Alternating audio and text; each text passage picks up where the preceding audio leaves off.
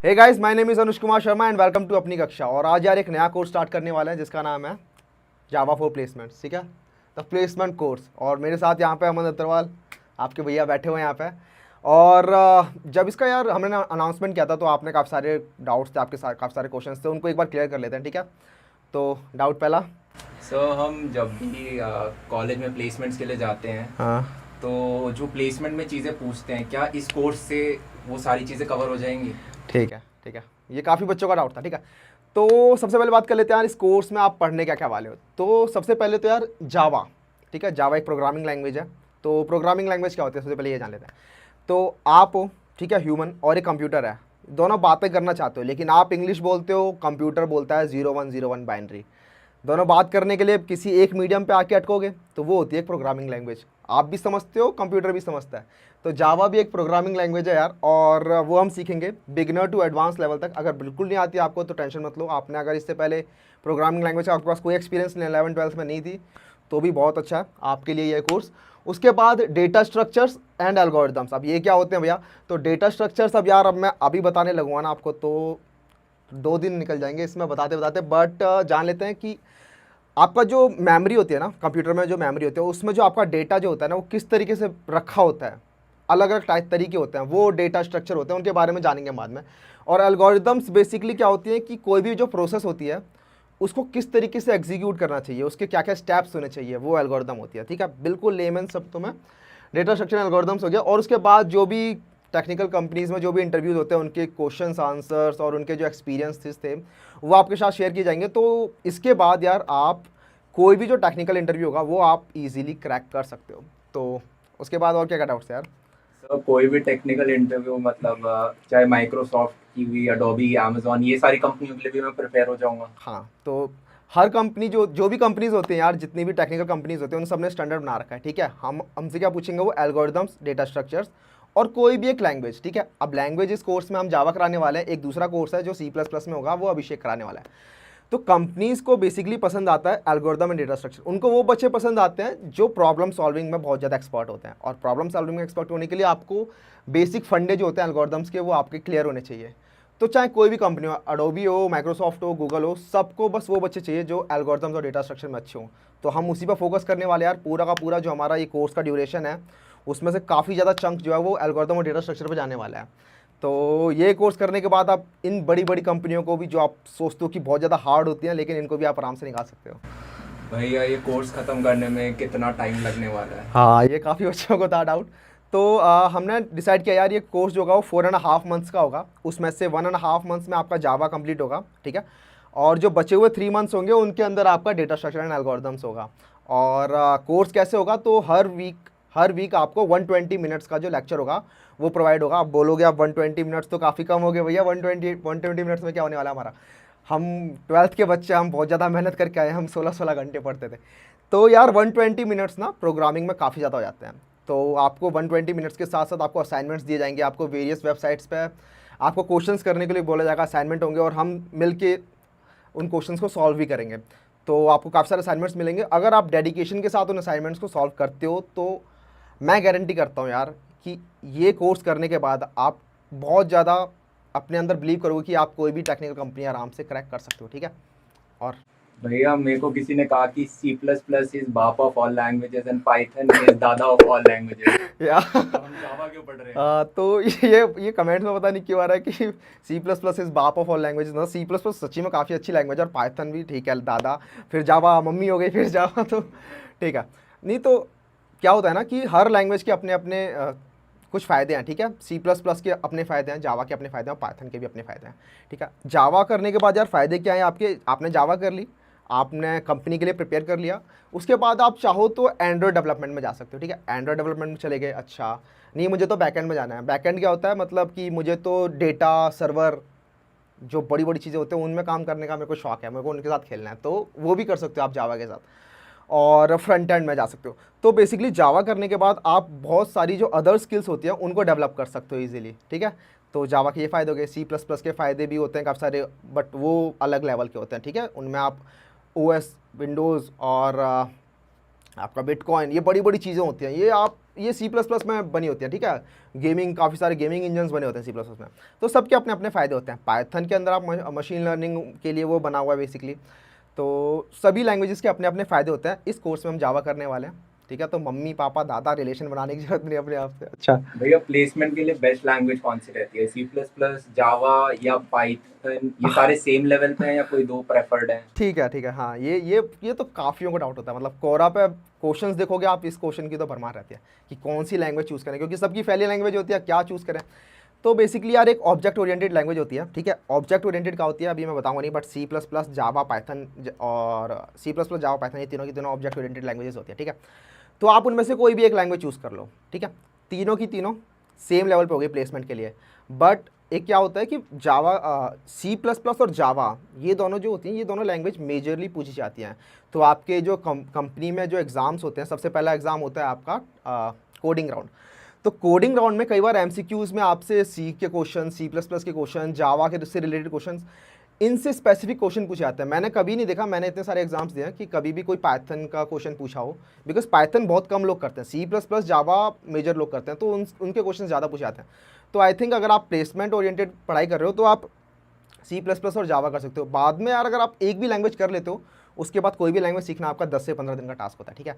मैं अपना एग्जांपल लेता हूँ, अब थोड़ा लंबा हो रहा है ये आंसर। मैं अपना एग्जांपल लेता हूँ। 11 12 में मेरे पास प्रोग्रामिंग का कोई एक्सपीरियंस नहीं था, ठीक है। तो मैंने कॉलेज आया और तो अब तो आपके पास यार जियो है, 1.5 GB 1 GB आपको डेली का मिल रहा है। मेरे टाइम पे तो मतलब मेरा टाइम मेरे टाइम पे यार एक GB होता था 1 मंथ का, कोई ब्रॉडबैंड कनेक्शन होता नहीं था। और मेरे सेकंड सेमेस्टर के बाद मुझे लैपटॉप मिला, तो समझ सकते हो। तो सब कुछ PDF से, बुक से पढ़ना पड़ता था। तो जावा स्टार्ट किया मैंने, तो जावा से स्टार्ट किया था, ठीक है। तो जावा स्टार्ट कर लिया, तो अराउंड 2 मंथ्स 3 मंथ्स ये लग गए थे। बट काफ़ी कुछ पढ़ना पड़ा था, क्योंकि कोई डायरेक्शन नहीं थी, कुछ पता नहीं था कि कैसे क्या क्या पढ़ना है। तो काफ़ी मेहनत लगी। तो जावा जैसे तैसे करके मैंने करी। उसके बाद जावा करने का सोचा कि चलो एंड्रॉयड स्टूडियो भी कर लेते हैं, एंड्रॉयड डेवलपमेंट कर लेते हैं। तो उसके लिए एंड्रॉयड करा, उसके बाद एंड्रॉयड किया। उसके बाद फिर कॉलेज में काफ़ी सारे प्रोजेक्ट्स करने थे, तो कॉलेज प्रोजेक्ट्स के लिए फिर जावा स्क्रिप्ट करी, क्योंकि वेब डेवलपमेंट में काफ़ी सारे प्रोजेक्ट्स करने थे। तो फिर जावा स्क्रिप्ट की। उसके बाद फिर कुछ और प्रोजेक्ट्स करने थे मशीन लर्निंग के, तो उसके लिए पाइथन करी। तो ये जो लैंग्वेजेस थी यार, इन लैंग्वेजेस को, स्पेसिफिक लैंग्वेजेस को सीखने में अराउंड 10 to 15 डेज़ का टाइम लगता है, ठीक है। तो लैंग्वेज आपके लिए कोई इतनी इंपॉर्टेंट नहीं होती। आपके जो कंपनीज जो होती हैं वो प्लेसमेंट के लिए आपका प्रॉब्लम सॉल्विंग देखती हैं, आपका माइंड कितना तेज चलता है, ठीक है, वो देखती हैं। तो उनके लिए आपकी मेजर होते हैं एल्गोरिदम्स एंड डेटा स्ट्रक्चर, ठीक है। तो ये आपके फंडे इसके क्लियर होने चाहिए। तो लैंग्वेज कोई इतना, कोई एक बड़ी लैंग्वेज, एक छोटी लैंग्वेज, ऐसा कुछ नहीं है। भैया अगर मैं सिर्फ पूरे कॉलेज के दौरान सिर्फ जावा लैंग्वेज सीखूं, तो क्या एक लैंग्वेज से मैं प्लेसमेंट क्रैक कर सकता हूँ या मेरे को 2 3 लैंग्वेज सीखना ज़रूरी है? देखो, ऐसा होता है, अभी बता दिया कि एक ऑब्जेक्ट ओरिएंटेड लैंग्वेज होनी चाहिए। एक और क्या होता है यार, कुछ कंपनीज, सभी कंपनीज में नहीं, कुछ कंपनीज के जो टेक्निकल इंटरव्यू राउंड होते हैं, आई मीन जो कोडिंग राउंड होता है, सबसे पहला जो कोडिंग राउंड होता है, उसके अंदर कुछ क्वेश्चंस आते हैं जो सी लैंग्वेज के ओरिएंटेड होते हैं, C plus plus language oriented होते हैं, पॉइंटर्स के ओरिएंटेड होते हैं, जो सिर्फ सी में पाए जाते हैं, वो पॉइंटर्स वाले प्राणी, वो जावा में नहीं पाए जाते। तो वो क्वेश्चंस आप कर पाओगे जब आपको सी या सी प्लस प्लस लैंग्वेज की आपको थोड़ी मतलब पता होगा उसके बारे में। जावा में ये सब चीज़ें नहीं होती। तो कुछ चीज़ें हैं जो कुछ कंपनीज़ में लैंग्वेज ओरिएंटेड भी होती हैं। बट मेजरली आप जावा से या एक सी प्लस प्लस से भी कोई एक लैंग्वेज करके भी सीख जाओगे। अगर ये पॉइंटर्स का है तो कुछ चीज़ें जो सी के ओरिएंटेड होती हैं, जो जावा में नहीं होती, वो भी आपको इस कोर्स में बता दी जाएगी। बिकॉज ये कोर्स जो है आपका पूरा का पूरा फुलफिल करने वाला है सारी रिक्वायरमेंट्स, तो इसमें भी वो पूरा बता दिया जाएगा। तो भैया जो पॉइंटर्स वाला पार्ट है सी का, हाँ वो हाँ आप करा दोगे ना? हाँ हाँ, वो टेंशन मत लेना यार। वो जो भी पॉइंटर्स वाला पार्ट है, जो भी जितने भी मतलब पूरा का पूरा ही कवर होने वाला है इस कोर्स के अंदर, ठीक है। आपका जावा, आपका सी प्लस प्लस के अंदर भी जो पॉइंटर वाला पार्ट है वो, उसके बाद डेटा स्ट्रक्चर एल्गोरिदम, उसके बाद इंटरव्यू क्वेश्चन, उसके बाद बहुत सारे क्वेश्चंस, मतलब क्वेश्चंस तो होते रहेंगे पूरे टाइम, ठीक है। और आपके पास असाइनमेंट्स होंगे, तो मतलब पूरा फुल्ली फ्लैश्ड। इसके बाद तो फोड़ दोगे। भैया मेरे पास मैकेनिकल इंजीनियरिंग ब्रांच है, सिविल इंजीनियरिंग ब्रांच है, मैं बायोटेक ब्रांच का हूँ, मेरे पास ईसी ब्रांच है, मेरे पास कंप्यूटर साइंस नहीं है। तो क्या ये कोर्स मेरे को फायदा करेगा? क्या मुझे प्लेसमेंट के लिए पढ़ना चाहिए? ठीक है, तो यार आपके पास ब्रांचेज हैं जो कि नॉन टेक ब्रांचेज हैं, ठीक है, बेसिकली COIT नहीं है, इसके अलावा ब्रांचेज हैं, और आपको बैठना है, ठीक है, टेक कंपनीज़ में, आपको टेक कंपनीज़ फोड़नी है, और आपको डाउट है कि भैया ये कोर्स करके कुछ फ़ायदा होगा या फिर मैं सिर्फ नॉन टेक वाला ही हूँ तो नॉन टेक में ही, तो भाई बिल्कुल गलत बात है ये। कंपनीज़ जो होती हैं वो अलाउ करती हैं, आपकी ब्रांचेज़ के बच्चे को भी अलाउ करती हैं, और उस टाइम पर आपका जो एक BT वाला बच्चा भी होता है वो भी 40 लाख का पैकेज आराम से फोड़ सकता है। भैया BT क्या है? तो BTR बेसिकली बायोटेक्नोलॉजी होती है, बायोटेक्नोलॉजी ब्रांच होती है, तो उसकी ब्रांचेस के बच्चों को ज़्यादातर नॉन टेक वाली कंपनीज़ में बैठना होता है। तो कुछ कंपनीज़ होती हैं जो उनको भी अलाउ कर देती हैं, ठीक है, और भी ब्रांचेस होती हैं, मैकेनिकल हो गई आपकी, ये सारी जो नॉन टेक ब्रांचेस हैं इनको भी टेक कंपनीज अलाउ कर देती हैं। तो उस टाइम पे अगर आपका डेटा स्ट्रक्चर, आपका एल्गोरिदम, आपकी एक लैंग्वेज, आपके ये सारे फंडे क्लियर हैं तो आप स्टैंड आउट करोगे। आप COIT वाले बच्चों के ऊपर भी जा सकते हो अगर आपके ये सारे फंडे क्लियर है। कंपनीज़ को फ़र्क नहीं पड़ता, कुछ कंपनीज़ को फ़र्क नहीं पड़ता कि आपकी ब्रांच कौन सी है, ठीक है। तो ये तो आप दिमाग से निकाल ही दो कि अगर आप ECE के अंदर हो या फिर आप ME के अंदर हो तो आप टेक कंपनीज़ में जा सकते हो कि नहीं जा सकते, ठीक है। भैया मेरा कॉलेज इतना अच्छा नहीं है, grade B grade C college है, तो मेरे कॉलेज में इतनी कंपनीज नहीं आती, तो मैं कैसे अप्लाई कर सकता हूँ किसी अच्छी कंपनी में? क्या अच्छी कंपनी मेरे जैसे बच्चे को लेती है? और अगर मैं इस कोर्स में को बहुत अच्छे से मैंने पढ़ लिया, मेरे जावा DSL वो बहुत स्ट्रांग हो गए, तो क्या मैं एक अच्छा 20 लाख से ऊपर का पैकेज ले सकता हूँ कहीं पे? ठीक है, नहीं 20 लाख का क्यों यार, फिर तुम 40 लाख का भी ले सकते हो अगर तुम्हारे क्लियर फंड है। तो देखो क्या होता है, कुछ कॉलेजेस होते हैं जिनके अंदर कंपनीज नहीं आती हैं, ठीक है। कुछ कॉलेज होते हैं, छोटे कॉलेज होते हैं जो Tier B कॉलेज होते हैं, B Tier, बट उनमें क्या होता है, कंपनीज जो होती हैं वो बाहर से हायरिंग करती है, ठीक है, ऑफ कैंपस हायरिंग करती है थ्रू लिंक्डइन, उनकी वेबसाइट पे वो डाल देती हैं। कुछ कंपनीज होती हैं जो आजकल स्टैक ओवरफ्लो पे भी डालने लग गई हैं। काफ़ी सारी वेबसाइट्स हैं यार, जितना ज़्यादा एक्सप्लोर करोगे उतना ज़्यादा देखोगे कि काफ़ी सारी कंपनीज जो होती हैं वो बाहर से भी ऑफ कैंपस हायरिंग करती हैं। तो तुम्हारे अगर डेटा स्ट्रक्चर और एल्गोरिदम्स ये सारे फंडे क्लियर हैं, ये तुम्हारे फंडे स्ट्रॉन्ग हैं, तो तुम वहाँ से अप्लाई कर सकते हो और ईजीली उन कंपनीज़ में भी 20 लाख का 40 लाख का ये पैकेज आप ग्रैब कर सकते हो। भैया मेरे को पता नहीं है ऑफ कैंपस कैसे अप्लाई करते हैं, आप सिखा दोगे, बता हाँ, दोगे? ये यार, ये जो बता यहाँ पे लिखा ना इंटरव्यू क्वेश्चंस, ये थोड़ी अंडर स्टेटमेंट्स है इसके अंदर, साथ में इंटरव्यू एक्सपीरियंसेस और कैसे कैसे कहाँ अप्लाई करना है, क्या क्या करना है, ये सारा का सारा आपको इस 4.5 मंथ्स के कोर्स में पूरा बताया जाएगा कि आपको कहाँ से क्या करना है, कहाँ से क्या करना है, ठीक है। आपको एक डायरेक्शन दी जाएगी, ठीक है।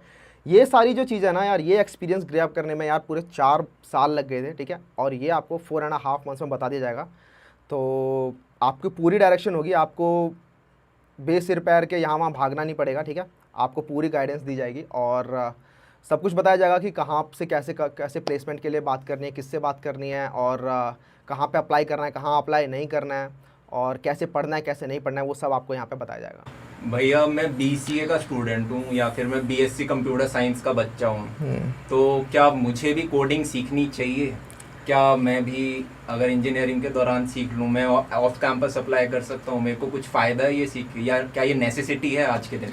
देखो भाई, आजकल यार सॉफ्टवेयर में तो बूम आया ही है, आपको भी दिख रहा है, इन्फॉर्मेशन टेक्नोलॉजी में इंडिया में तो बूम आया है, ठीक है। तो फ्यूचर में तो इन्हीं की डिमांड होने वाली है, ठीक है।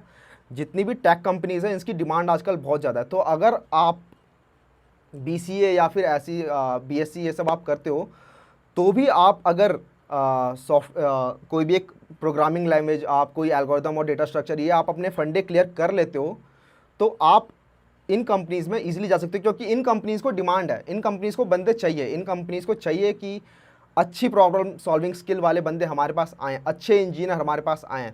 तो उनको फ़र्क भी नहीं पड़ेगा कि आपने BCA करा था, BSc करा था, एज लॉन्ग एज आप इन चीज़ों में स्ट्रांग हो। भैया आप एंड्रॉयड डेवलपमेंट कब सिखाओगे? देखो यार, ये कोर्स जो होगा, इस कोर्स में आपको जावा, डेटा स्ट्रक्चर एंड एल्गोरिथम ये सिखाया जाएगा 4.5 मंथ्स में, ठीक है। इसके बाद अगर आपको एंड्रॉयड भी सीखना है तो उसके लिए एक अलग कोर्स बनाया जाएगा, ठीक है, अलग कोर्स मैं ही बनाऊंगा। तो आपका क्या है, आप जावा करने के बाद एल्गोरिथम एंड डेटा स्ट्रक्चर कर सकते हो, जावा करने के बाद आप एंड्रॉयड भी कर सकते हो। तो जावा तो आपको कर लेना चाहिए यहीं पे ही, उसके बाद आप एंड्रॉयड में मूव कर सकते हो जब एंड्रॉयड का कोर्स स्टार्ट होगा, अगर आपको सिर्फ एंड्रॉयड करनी है। अगर आपने एल्गोरिथम्स एंड डेटा स्ट्रक्चर कर लिया और आप फिर भी एंड्रॉयड पढ़ना चाहते हो तो आप तब भी आप वहाँ से शिफ्ट कर सकते हो। But algorithms and data structure क्योंकि आजकल कंपनी की डिमांड से ये कंपनी इसी के बेसिस पे अपना सिलेक्शन करती है, तो सबसे पहले हम इसी पे ज़्यादा फोकस करेंगे और फिर उसके बाद एंड्रॉयड डेवलपमेंट भी कराएंगे। भैया मैं फर्स्ट सेमेस्टर का बच्चा हूँ, अभी जस्ट कॉलेज में एडमिशन लिया है। हाँ, तो भैया बोलते हैं कि भाई एक्सप्लोर करो सारी चीज़ें, तो मैं अभी पहले कॉलेज एक्सप्लोर कर लूँ, गर्लफ्रेंड वर्लफ्रेंड बना लूँ, प्लेसमेंट तो फाइनल ईयर में होती है, तो मैं थर्ड ईयर में पढ़ लूँगा। हाँ अभी पढ़ना ज़रूरी है। ठीक है, तो ये यार ये काफ़ी बड़ा मिसकंसेप्शन है, ठीक है, काफ़ी बड़ा मिसकंसेप्शन है कि फोर्थ ईयर में प्लेसमेंट स्टार्ट होती है तो तभी पढ़ेंगे। अभी तो कॉलेज में नए नए आए यार, थोड़ा घूमेंगे, थोड़ी गर्लफ्रेंड्स बनाएंगे यार, थोड़ा मजे करने दो यार भैया। अभी से आप क्या बोल रहे हो, ये पढ़ो, ठीक है। तो नहीं यार, ऐसा होता है, सुनो, ये चीज़ जानने में हमें लग गए थे 2 साल। अभी आपको कॉलेज में जाते ही बता देता हूँ पहले ही, सेकंड ईयर के बाद मतलब थर्ड ईयर की स्टार्टिंग के भी अगस्त में आपकी इंटर्नशिप के लिए कंपनीज आती हैं। तो अगर आप फर्स्ट और सेकंड ईयर में मज़े करने लग गए और फिर सोचा कि अरे अब इंटर्नशिप के लिए कंपनीज आ रही हैं तो चलो आप पढ़ना स्टार्ट कर देते हैं, तो आप इंटर्नशिप खो दोगे। और यार सबसे बढ़िया फंडा है, मैं बता रहा हूँ आपको, अगर कॉलेज में ऑन कैंपस प्लेसमेंट लेनी है ना अगर आपको, तो बेस्ट चीज़ रहेगी कि आप इंटर्नशिप के थ्रू पीपीओ ले लो। इंटर्नशिप के थ्रू पीपीओ क्या होता है भैया? भैया इंटर्नशिप कब होती है, सेकंड ईयर के बाद होती है या हाँ थर्ड ईयर के बाद होती ठीक है, तो इंटर्नशिप यार आपकी जैसे सेकंड ईयर खत्म हुआ और थर्ड ईयर जब स्टार्ट हो रहा है, अगस्त स्टार्ट हो रहा है ना, थर्ड ईयर का अगस्त, उसी टाइम आपकी कॉलेज में कंपनीज आने लग जाती है इंटर्नशिप के लिए, ठीक है। तो आपकी कंपनीज आने लगी इंटर्नशिप के लिए। और इंटर्नशिप में क्या होता है फ़ायदा, और आपको मैं क्यों कह रहा हूँ कि आपको इंटर्नशिप लेके पीपीओ लेना चाहिए, बिकॉज देखो इंटर्नशिप के अंदर आपका एक टेक्निकल राउंड होगा, बेसिकली एक रिटन टेस्ट होगा और एक टेक्निकल राउंड होगा, बस। किसी किसी में 2 राउंड हो जाएंगे टेक्निकल, बस इतना होता है। आप वहीं फुल टाइम प्लेसमेंट में चले जाओ तो एक तो रिटन टेस्ट होगा ही होगा, उसके बाद हो सकता है कि एक और टेस्ट ले लें वो रिटन टेस्ट में ही, उसके बाद हो सकता है कि वो 3 राउंड लें, उसके बाद हो सकता है वो 4 राउंड लें। तो लगातार 3-4 राउंड होते रहते हैं, तो उसमें तो भाई बहुत मुश्किल आता है। लेकिन अगर आपने पहले ही फर्स्ट सेकंड ईयर में पढ़ के आपने इंटर्नशिप ग्रैब कर ली, एक अच्छी कंपनी में आपने माइक्रोसॉफ्ट में इंटर्नशिप ग्रैब कर ली, आपको पीपीओ मिल जाएगा। वो कंपनी आपको जब इंटर्नशिप करोगे उस कंपनी में, अगर उस कंपनी को आपका काम पसंद आया, जो पसंद आ ही जाता है, अगर आप अच्छा काम करोगे तो पसंद आएगा ही ऑफकोर्स, तो वो कंपनी आपको बोलेगी भाई तू ऐसा कर, मेरे यहाँ ही रुक जा, तू कहाँ बाहर भाग रहा है भाई, तू यहीं रख। तो वो आपको वहीं पकड़ लेगी और आपको फिर बाकी किसी और प्लेसमेंट सीजन में बैठने की जरूरत ही नहीं है। तो आपने क्या किया, फर्स्ट सेकंड ईयर में जब बाकी लोग मज़े कर रहे थे तब आपने कोडिंग की, उसके बाद थर्ड ईयर में आपने थर्ड ईयर में आपने इंटर्नशिप ले ली, उसके बाद थर्ड ईयर और फोर्थ ईयर आप कर रहे हो मज़े। अब करो, अब अपने वो जो एक्सप्लोर वाले शौक थे ना, वो तुम अब एक्सप्लोर करो। भैया ये जो आप कोर्स अपलोड करोगे हाँ। तो वीडियो कौन कौन से डे आएंगे, कोई फ्रीक्वेंसी है, कोई अपलोड टाइम होगा? आप टाइम बता दो मेरे को, मैं उस टाइम रोज आ जाऊंगा। अच्छा ठीक है, तो एग्जैक्ट टाइम चाहिए तो यार एक वीक में 120 मिनट्स का वीडियो अपलोड होगा, ठीक है। 120 मिनट्स अब कैसे डिवाइड हो रहा है वो आपका डिपेंड करेगा कि आपका कौन सा टॉपिक चल रहा है। अगर कोई टॉपिक ऐसा है जो छोटा सा है और उसके क्वेश्चंस भी छोटे छोटे हैं तो आपके हो सकता है 20 मिनट्स 10 मिनट्स के चंक हो जाएं वो डिवाइड। कुछ हो सकता है कोई टॉपिक बहुत बड़ा है तो उस टॉपिक में हो सकता है आपका 40 मिनट 50 मिनट का भी वीडियो बन जाए। तो ऐसा कोई डिसाइडेड नहीं है, बट आपको एक वीक के अंदर 120 मिनट्स का जो होगा एक कंटेंट, जो लेक्चर कंटेंट होगा वो आपको मिलेगा ही मिलेगा। तो आपका अल्टरनेट डेज पे या फिर हो सकता है डेली ही आपको मिल जाए, तो ये ऐसा कुछ डिफाइंड नहीं है, बट ये डिफाइंड है कि आपको एक वीक में 120 मिनट्स का कंटेंट तो मिलना ही मिलना है। भैया 120 मिनट तो बहुत कम होता है, मैं तो एक दिन में पढ़ लूंगा इतना, बच्चे एक दिन क्या करूँगा। हाँ तो अभी तुम लोग यार अभी 11-12 से पढ़ के आए हो, मतलब मुझे पता है तुमने जेई मेंस के लिए पूरा 16-16 घंटे पढ़ा था, तुम्हें 120 मिनट्स तो क्या ही लग रहे होंगे कि यार 120 मिनट्स एक वीक में क्या बोल रहे हो। बट यार 120 मिनट्स ना प्रोग्रामिंग में ना बहुत ज़्यादा हो जाते हैं, ठीक है। 120 मिनट्स अगर आपने ये 120 मिनट्स डेडिकेट कर दिए और उसके बाद जो मैं आपको असाइनमेंट्स दे रहा हूँ, उसके बाद जो मैं आपको क्वेश्चन सॉल्व करने के लिए दे रहा हूँ, उसके बाद जो मैं कह रहा हूँ कि इस वेबसाइट पर जाओ, इसका ये क्वेश्चन ये करो, ये क्वेश्चन करो, अगर आप ये लोग करते हो तो आपका काफ़ी टाइम स्पेंड हो जाता है। आपका डेली का यहाँ पर 4 आवर्स तक जा रहा है। अगर आप डेली का 4 आवर्स नहीं, आपका डेली का 2 आवर्स भी दे रहे हो ना यहाँ पर, तो आपका मोर देन सफिशिएंट है ये। तो आपका ये अगर आप रूटीन आप फॉलो करते हो आप 4.5 मंथ्स के लिए मेरे साथ, तो आपको भी लगेगा, आपके अंदर से भी काफ़ी ज़्यादा कॉन्फिडेंस आया कि हाँ यार मैं अब तो मुझे लग रहा है मैं माइक्रोसॉफ्ट तो फिर निकाल के जाऊँगा अब। तो ये 120 मिनट से ये छोड़ दो कि बहुत कम है ये आपका, इसके साथ असाइनमेंट मिलेंगे जो आपको फुल्ली डेडिकेशन के साथ आपको करने होंगे। जितने भी आपके डाउट्स थे आई होप मैंने सारे के सारे डाउट्स आपके क्लियर कर दिए होंगे। फिर भी अगर कुछ डाउट्स बच गए यार, किसी के भूले भटके किसी बंदे के बच गए डाउट्स, तो यार वो दोबारा से पूछ लेना, ठीक है, अपने दिल में मत रखना। अब जावा का ये कोर्स स्टार्ट कर लेते हैं। तो अब मैं ये जो स्लाइड्स है मैं आपको दिखाने वाला हूँ कि इस कोर्स में आप क्या क्या सीखने वाले हो, ठीक है, और जावा बेसिकली क्या है, जावा क्यों यूज़ करते हैं, ठीक है। जनरल पर्पस प्रोग्रामिंग लैंग्वेज, अच्छा इसका मतलब क्या है? तो प्रोग्रामिंग लैंग्वेज का आपको मैंने पहले बता दिया था कि आप हो ह्यूमन, एक कंप्यूटर है और दोनों को बात करनी है आपस में। कंप्यूटर पे आपको काम करना है कुछ, लेकिन कंप्यूटर को आप बोलोगे हे कंप्यूटर डू दिस, तो वो सीरी ऐप एलेक्सा नहीं है, वो करेगा नहीं ऐसे, ठीक है। उसके लिए आपको एक लैंग्वेज, एक बैरियर चाहिए जो आपको क्रॉस करना है, तो दोनों आप और कंप्यूटर बोलोगे ठीक है हम दोनों ना इस लैंग्वेज पे बात करते हैं, ठीक है, ये तेरे को भी समझ में आ रही है, मुझे भी समझ में आ रही है। तो जावा एक पूरा फंक्शन डिफाइंड, मतलब जो भी अभी आपको समझ में भी नहीं आ रहा होगा मुझे पता है, बट टेंशन मत लो, ये धीरे धीरे समझ में आएगा जैसे जैसे हम कोड में मूव करेंगे। बट C++ जैसा इसका स्ट्रक्चर होता है पूरा, बट C++ के अंदर काफ़ी सारी चीज़ें होती है, जैसे कि डायरेक्ट मेमोरी को हम एक्सेस कर सकते हैं, ठीक है, वो काफ़ी ज़्यादा कई बार हार्मफुल हो जाता है, मतलब कई बार वो अनसेफ होता है, तो वो आप इसमें जावा में नहीं कर सकते। और इसमें काफ़ी सारे सिंप्लीफाइड फीचर्स होते हैं जो C++ में नहीं होते। तो एक तरीके से अपग्रेडेशन है, बट इसमें C++ की बुराई नहीं कर रहा, बिकॉज C++ की अपनी खुद की खूबियाँ। अच्छा, कंकरेंटली एग्जीक्यूट्स मैनी स्टेटमेंट्स, इसका मतलब क्या है कि आपका जो प्रोग्राम होता है उस प्रोग्राम में लाइन्स लिखे होते हैं, 1 लाइन 2 लाइन 3 लाइन 8 लाइन। तो कुछ प्रोग्रामिंग लैंग्वेजेस होती है जिनके अंदर लाइनें एक के बाद एक एग्जीक्यूट्स होती हैं। तो अगर मान लो एक लाइन एग्जीक्यूट होने में 1 सेकंड ले रही है, एक लाइन रन होने में 1 सेकंड ले रही है, तो 8 लाइनें रन होने में 8 सेकंड लेंगी, ठीक है। लेकिन आज के आपके कंप्यूटर में मल्टी कोर प्रोसेसर होते हैं, ठीक है। मल्टी कोर प्रोसेसर मतलब काफ़ी सारे सीपीयूज एक साथ रन हो रहे हैं, ठीक है। तो जावा इस चीज़ का फ़ायदा उठाता है, जावा मल्टी कोर्स पर रन हो सकता है। तो जावा क्या करेगा, जावा में कई बार कुछ प्रोग्राम्स होते हैं जो आप उसमें मल्टी कोर्स पर रन कर सकते हो। आप क्या करोगे, 8 लाइन का कोड है ना, आप क्या करोगे 4 लाइन इस वाले कोर पर, 4 लाइन इस वाले कोर पर और 7 चलाओगे, ठीक है।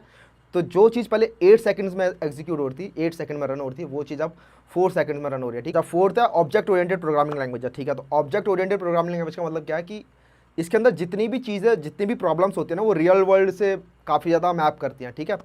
तो सपोज़ आपको एक स्ट्रक्चर बनाना है जिसमें आपको एक क्लासरूम है, क्लासरूम के अंदर एक टीचर होता है, स्टूडेंट्स होते हैं, टीचर का नाम होता है, कुछ स्टूडेंट्स का नाम होता है, स्टूडेंट की क्लास होती है। तो बेसिकली ये आपको दिख रहा है एक रियल वर्ल्ड सिनारियो है, तो वो रियल वर्ल्ड सिनारियो को डिपिक्ट कर सकते हो आप इजीली इस जावा प्रोग्रामिंग लैंग्वेज के अंदर। तो ऑब्जेक्ट ओरिएंटेड प्रोग्रामिंग लैंग्वेज का मतलब यही है कि जो रियल वर्ल्ड की जो प्रॉब्लम्स है उनको आप इजीली हैंडल कर सकते हो जावा की हेल्प से। अच्छा, प्लेटफॉर्म इंडिपेंडेंट लैंग्वेज है जावा। प्लेटफॉर्म इंडिपेंडेंट का मतलब क्या है कि यार ये जो लैंग्वेज है ना, ये प्लेटफॉर्म पर डिपेंड नहीं करती। प्लेटफॉर्म मतलब जो आपके ओएस होते हैं डिफरेंट, जैसे कि आपका विंडोज़ हो गया, आपका मैक ओएस हो गया, आपका लिनक्स ओएस हो गया। अब ये मैक ओएस लिनक्स ओएस क्या है यार, जो मैक जो होता है आपका बेसिकली जो एप्पल के लैपटॉप्स होते हैं उनमें मैक ओएस होता है, लिनक्स भी एक ओएस होता है, जैसे उबंटू करके एक ओएस आता है जो लिनक्स के ऊपर भी बना हुआ है, ठीक है। तो ये डिफरेंट जो ओएस होता है इनके ऊपर रन होता है। बेसिकली एग्जांपल समझना है तो आप ये समझ लो कि जैसे आपका गाड़ी है, एक फरारी है, तो फरारी आप सिंपल एक रोड पे चल रही है, ठीक है, तो वो एक प्लेटफॉर्म पे चल रही है, एक रोड पे। बट आपकी एसयूवी है वो माउंटेन पे भी चल जाएगी, ठीक है, रोड पे भी चल जाएगी, और वो जो जेम्स बॉन्ड वाले होते हैं वो नदी में भी चल जाती है। तो तो आपको वो प्लेटफॉर्म इंडिपेंडेंट हो गई, ठीक है। तो वही चीज़ है कि वो सेम ही चीज़ है बट वो डिफरेंट प्लेटफॉर्म पे चल रही है। तो जावा में यही होता है कि आपने एक बार कोड लिखा, उसको एक बार कंपाइल किया, अब ये कंपाइल का मतलब क्या है बाद में सीखेंगे। एक बार आपने उसे कंपाइल किया तो आप उसके बाद उसे उस कंपाइल्ड कोड को आप विंडोज़ में रन कर सकते हो, उसे आप मैक में रन कर सकते हो और उसे आप लिनक्स में रन कर सकते हो। तो प्लेटफॉर्म इंडिपेंडेंट होता है ये, तो ये काफ़ी ज़्यादा बेनिफिशियल होता है बिकॉज उसके बाद हम इसे काफ़ी सारे अलग अलग डिवाइसेस में रन कर सकते हैं जहाँ पे पहले बाकी लैंग्वेजेस पॉसिबल नहीं थी। ओके ओके, तो वाई लर्न जावा, कि जावा क्यों सीखे हैं, तो इसके बारे में याद कर लेते हैं। ईजी टू लर्न है यार, मतलब जावा आपको शुरुआत में लगे कि यार ये क्या खतरनाक है, इसमें तो सिंपल मेरे को लिखना था एक हेलो वर्ल्ड का प्रोग्राम, और ये क्या ऊपर नीचे 4 लाइन नीचे 4 लाइन, ये क्या है भाई, पाइथन में लिख दो सिर्फ एक प्रिंट हेलो वर्ल्ड और वो हो जाता है। तो जावा के अंदर यार जो भी चीज़ है ना, जो भी चीज़ लिखी है उसका एक मतलब है, ठीक है। तो जावा ईजी टू लर्न है, शुरुआत में एक लर्निंग कर्व है बट ईजी टू लर्न है ये काफ़ी ज़्यादा। हर चीज़ का एक मतलब है, तो आप समझोगे हर चीज़ की अहमियत को, ठीक है। आप जानोगे कि हर चीज़ काम कैसे कर रही है, आप सिस्टम लेवल तक जानोगे कि हर चीज़ काम कैसे कर रही है। तो ये इजी टू लर्न है और साथ में आपके काफ़ी सारे फंडे क्लियर होते हैं इसके अंदर कि आपका एक्चुअल में कोई लैंग्वेज काम कैसे करती है, ठीक है। कुछ भी अपने आप नहीं हो रहा होता, सब कुछ सामने होते हुए दिख रहा होता है, तो ये फ़ायदा है। Most commonly use language in the world, तो आज के टाइम पे काफ़ी सारे डिवाइसेज हैं जो जावा पे रन हो रहे होते हैं, आपको पता भी नहीं चलता। और आपका जो स्मार्टफोन है जो एंड्रॉयड है वो आपका जावा पे रन हो रहा है, एंड्रॉयड की एप्लीकेशन आपकी जावा पे रन हो रही है, आपको पता भी नहीं चलता। और काफ़ी सारे आपके आसपास के डिवाइसेस जो आपकी सैटेलाइट्स हो गई और आपके मार्स रोवर हो गए, काफ़ी सारी जगहों पे आपको पता भी नहीं चलेगा और जावा वहाँ पे रन हो रही होगी। तो आजकल हर जगह जावा रन हो रही है, काफ़ी ज़्यादा मोस्ट कॉमनली यूज लैंग्वेज है। Large community, more than 10 million Java developers in the world, तो आज के टाइम पे जावा के 10 मिलियंस के करीब डेवलपर्स हैं। तो इसका मतलब ये नहीं कि आपकी वैल्यू कम हो रही है, इसका मतलब ये है कि आपको सीखने के लिए रिसोर्सेज काफ़ी ज़्यादा मिल रहे हैं, ठीक है। इसका मतलब ये है कि इसकी डिमांड बहुत ज़्यादा है, इसका मतलब ये है कि रहने वाली है, ये एकदम से गायब नहीं हो जाएगी ये लैंग्वेज। तो काफ़ी ज़्यादा सेफ लैंग्वेज है, काफ़ी ज़्यादा लोग यूज़ करते हैं, तो काफ़ी बड़ी कम्युनिटी भी है इसकी। फिर काफ़ी ज़्यादा अगर आपको कहीं भी आप स्टक हो रहे होते हो, तो वो जो प्रॉब्लम आपको आ रही है वो 10 मिलियन में से किसी ना किसी और को आ ही रही होगी, तो आपको उसका सोल्यूशन पक्का मिल जाएगा कहीं ना कहीं।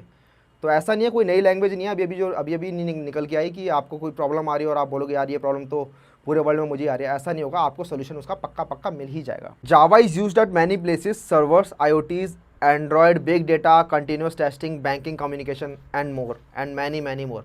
तो जावा यार आजकल काफ़ी जगहों पे यूज़ हो रहा है। सर्वर्स में, सर्वर्स मतलब जो आपके बड़े बड़े सर्वर्स होते हैं, जो भी आपका डेटा सारा का सारा स्टोर्ड है वो सर्वर्स। और IoT जो information of internet of things है, बेसिकली आपकी जो डिवाइसेस आजकल इंटरनेट से कनेक्टेड है, आपके सारे के सारे, आपका फ्रिज, आपकी अलेक्सा, आपकी कार, ये सारे जो कनेक्टेड हैं ये सारे IoT के अंडर आते हैं। एंड्रॉयड, आपके जितने भी डिवाइसेस हैं, आपका बिग डेटा जो मतलब काफ़ी सारा आजकल डेटा का कलेक्शन हो गया है, तो उनको उसको कैसे मैनेज करना है। टेस्टिंग में आपकी बैंकिंग के अंदर जो सॉफ्टवेयर्स होते हैं, जो कम्युनिकेशन, आपके जो वायरलेस कम्युनिकेशन होते हैं उनके अंदर, तो आपका आज के टाइम पे जावा आपके हर जगह पर यूज़ हो रहा है। तो जावा काफ़ी जगहों पे यूज़ हो रहा है, तो this is the best time to learn Java. Okay, तो Java tools like IDEs and built in API features make life simpler. तो इसका मतलब क्या है कि जावा यार बेसिकली आपको जावा का प्रोग्राम रन करने के लिए आपको सिर्फ 2 चीज़ें चाहिए। एक जावा का कोड जो आप सिंपल नोटपैड में भी लिख सकते हो, और एक JDK, जावा डेवलपमेंट किट, इसके बारे में बाद में बात करेंगे। तो आपको ये 2 चीज़ें चाहिए बेसिकली, और आप इसको आराम से जावा को प्रोग्राम को आप कंपाइल कर लोगे और आप इसे रन कर लोगे। सिर्फ ये 2 चीज़ें चाहिए। बट जो बड़े बड़े प्रोग्राम्स होते हैं, आपको अगर मान लो सिंपली आपको एक बड़ा सा एक ऐप बनाना है, आपको अपना खुद का एक छोटा सा फेसबुक बनाना है, तो वो यार आप सिंपल नोटपैड पर नहीं कर सकते। तो कुछ IDEs होती है, इंटीग्रेटेड डेवलपमेंट एनवायरनमेंट, तो ये आपको प्रोवाइडेड होते हैं जावा के अंदर, और ये आपकी लाइफ को काफ़ी ईजियर बनाते हैं। इसके अंदर आप डायरेक्टली आप कोड को अपना मेंटेन कर सकते हो, आप अपना वर्कफ्लो चेक कर सकते हो, और भी काफ़ी कुछ कर सकते हो। आप डायरेक्टली कोड को रन कर सकते हो, वहीं से वहीं आप डायरेक्टली उसे कंपाइल कर सकते हो, तो आप डीबग कर सकते हो आप डायरेक्टली वहीं से। तो ये सारी चीज़ें अगर आपको अभी फिलहाल समझ में नहीं भी आ रही है तो टेंशन मत लो। बेसिकली जो IDEs होती हैं उनमें से हम एक IDE यूज़ करने वाले हैं, हम इक्लिप्स IDE यूज़ करने वाले हैं। और भी काफ़ी IDEs होती है, जैसे नेटबीन्स हो गई, आपकी इंटेलिजे हो गई, ये सारी की सारी इंटीग्रेटेड डेवलपमेंट एनवायरनमेंट होते हैं, और ये आपकी लाइफ को काफ़ी ईजियर बनाते हैं। ओके, तो फाइनली यार एक कोड जो इसका कोड स्ट्रक्चर है वो हम देख लेते हैं कैसे होने वाला है। तो बेसिक जावा के बेसिक में हम ये सारे टॉपिक्स पढ़ने वाले हैं। बेसिकली आपका overview and features of Java, setting up Java environment, ये सारी 2 वीडियोस होंगी। Data types and identifiers, variables and type casting, समझ में नहीं आ रहा होगा बट इनके बारे में डिटेल में पढ़ेंगे हम अलग अलग लेक्चर्स में। Operators, conditional statements, loops, array, strings, mutable strings, और भी बहुत कुछ होगा जो इसके बीच बीच में होगा, छोटे छोटे टॉपिक्स। ठीक है, तो वो आपके बेसिक्स हो गए। उसके बाद आते हैं ऊप्स मतलब ऑब्जेक्ट ओरिएंटेड प्रोग्रामिंग सिस्टम्स। ठीक है, तो इसके अंदर जो कंसेप्ट्स होते हैं, जो आपको पहले बताए थे कि रियल वर्ल्ड प्रॉब्लम्स को डिफाइन करने के काम में आते हैं, तो वो आपको आपके जितने भी इसके अंदर कंसेप्ट्स हैं वो आपको यहाँ पे पढ़ाए जाएंगे। ठीक है, तो इनके भी अपने अपने लेक्चर्स होंगे। Classes and objects, methods, constructor, method overloading, और ये सारे टॉपिक्स जो आप यहाँ पे देख सकते हो। ठीक है, तो इनके लेक्चर्स होंगे जो आपको पढ़ाए जाएंगे। ओके, उसके बाद ये डेटा स्ट्रक्चर का पार्ट आ जाता है यहाँ पर थोड़ा सा। आपकी लिस्ट, सेट, मैप, ये सारे इंटरफेसेस आपको पूरे डिटेल में पढ़ाए जाएंगे। ठीक है, और इनकी खुद की इम्प्लीमेंटेशन जो जावा प्रोवाइड करता है वो, और साथ में हम खुद भी इम्प्लीमेंट करके देखेंगे कि हम खुद का मैप, खुद का सेट ये कैसे बना सकते हैं। ठीक है, तो काफ़ी इन डेप्थ नॉलेज आपको गेन करोगे यहाँ पे एल्गोरिथम्स और डेटा स्ट्रक्चर की। तो अब थोड़ा सा जान लेते हैं यार कि जावा काम कैसे करता है। ठीक है, हाउ जावा वर्क्स। तो सबसे पहले क्या होता है, जावा का एक प्रोग्राम होता है, कोड होता है। कोड हम देख लेंगे कैसा होता है अभी कुछ देर में। तो जावा का एक कोड होता है, उसको बोलते हैं Java source code. Basically code को सोर्स कोड बोलते हैं, और उस फाइल का जो एक्सटेंशन होता है ना, एक्सटेंशन मतलब जैसे .pdf, .jpg, वैसे डॉट इसमें .java लगा देते हैं। ठीक है, ये फाइल होती है, उसको कंपाइल करते हैं। अब कंपाइल क्या करते हैं, कंपाइल का मतलब बेसिकली उस कोड को जो इंग्लिश में लिखा हुआ है थोड़ा थोड़ा, उस कोड को 0101 जो मशीन कोड, जो बेसिकली जो कंप्यूटर को समझ में आएगा, उस कोड में तब्दील कर देते हैं। ठीक है, तो जावा कंपाइलर एक बेसिकली एक छोटा सा प्रोग्राम या फिर एक सॉफ्टवेयर है। बेसिकली ये समझ लो ये कि ये ट्रांसफॉर्मेशन करने का काम करता है, आपके कोड को बाइट कोड में चेंज करने का काम करता है। तो इस कोड को कहते हैं बाइट कोड, इसकी एक्सटेंशन होती है डॉट क्लास। तो अभी हम देखेंगे कैसे ये कन्वर्ट हो रहा है। उसके बाद जो आपको बताया था मशीन इंडिपेंडेंट है, ये प्लेटफॉर्म इंडिपेंडेंट है। उसके बाद आप बेसिकली डिफरेंट प्लेटफॉर्म्स पर उनके JVMs में आप इस बाइट कोड को रन कर सकते हो। तो basically right one runs everywhere का कंसेप्ट इसके अंदर फॉलो होता है। तो अभी हम एक प्रोग्राम रन करके देखेंगे कैसे काम करता है। क्या तो बेसिक आपको यहाँ पर समझ में आ गया होगा कि हाउ जावा वर्क्स, कि जावा एक्चुअली काम कैसे करता है, मोटा मोटा कैसे काम करता है। बट फिर भी यार काफ़ी लोगों को लग रहा हो कि भैया ये आपने तो थ्योरी बता दी, कुछ प्रैक्टिकल करोगे तो मज़ा भी आएगा। ठीक है, तो एक बार एक कोड रन करके देख लेते हैं यार, पूरा का पूरा फ्लो देख लेते हैं कि कैसे डॉट जावा कंपाइलर से होकर जाता है तो डॉट क्लास फाइल बनती है और फिर उसे कैसे रन करते हैं तो वो कैसे रन होता है। तो यहाँ पे यार ये मैक मशीन है मेरी, मैक ऑपरेटिंग सिस्टम है। तो आपका अगर विंडोज़ भी होगा तो पूरा बता दिया जाएगा कि कैसे इंस्टॉल करना है, कैसे क्या करना है। तो इसमें से काफ़ी कुछ समझ में नहीं आ रहा होगा, अगर आप नए हो तो आपको कुछ समझ नहीं आ रहा होगा, बट टेंशन मतलब यार धीरे धीरे करके आपको पूरा समझ में आ जाएगा, पूरा आपका कोड पता चलेगा कि कैसे काम कर रहा है, वो आने वाली वीडियोस में समझ आएगा। ठीक है, आज ही कुछ नहीं सब सारा समझ लोगे। ठीक है, आज बस ये जान लो कि कैसे एक्चुअली काम करता है। स्ट्रिंग आर्ग्स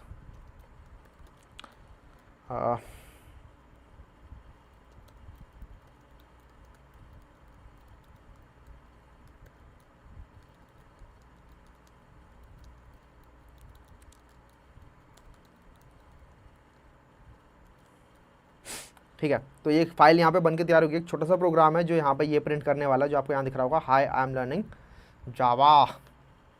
ओके, तो इसको सेव कर लेते हैं।